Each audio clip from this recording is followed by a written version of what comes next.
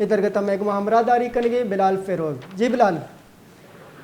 جی بالکل. آج Quetta press club میں اب سے کچھ دیر قبل مولانا ہدایت الرحمان نے اپنے ساتھیوں سمیت جو ہے ایک پریس کانفرنس کی، جن میں انہوں نے 3 باتوں پر جو ہے توجہ دلائی.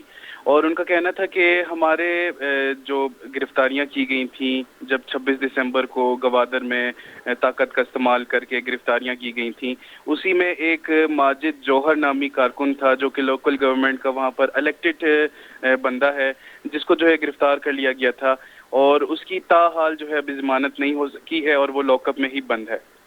تو ان کا سب سے پہلا مطالبہ یہی تھا کہ جو ماجد جوہر ہیں ان کو فوری طور پر جو ہے رہا کیا جائے. اس کے بعد انہوں نے دوسری بات بجٹ کے حوالے سے کی اور ان کا کہنا تھا کہ جو اس سال جو بجٹ بنایا گیا ہے وہ جو ہے صرف اور صرف کمیشن لینے کے لیے اور کرپشن کرنے کے لیے بنایا گیا ہے. ان کا کہنا تھا کہ جو بلوچستان میں سب سے بڑا پروجیکٹ سی پیک ہے، اس کے حوالے سے ایک لائن بھی پوری بجٹ کاپی میں موجود نہیں ہے کہ بلوچستان میں سی پیک کے حوالے سے کون سا پروجیکٹ ڈیولپ کیا جائے گا یا بنایا جائے گا. تو ان کا کہنا تھا کہ یہ جو بجٹ ہے وہ صرف اور صرف کمیشن حاصل کرنے کے لیے اور کرپشن کرنے کے لیے بنایا گیا ہے.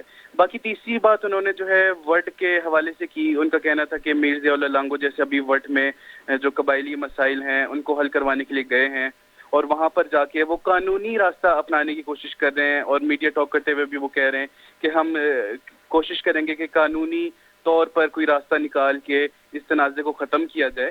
تو اسی طرح ان کو گوادر میں بھی اپنا کردار ادا کرنا چاہیے تھا، لیکن وہاں جو نہتی عوام تھی جو کہ صرف پانی اور بجلی مانگ رہی تھی، اس کے اوپر انہوں نے جو ہے فرعونیت دکھائی اور جو ہے طاقت کا استعمال کرتے ہوئے گرفتاریاں کی.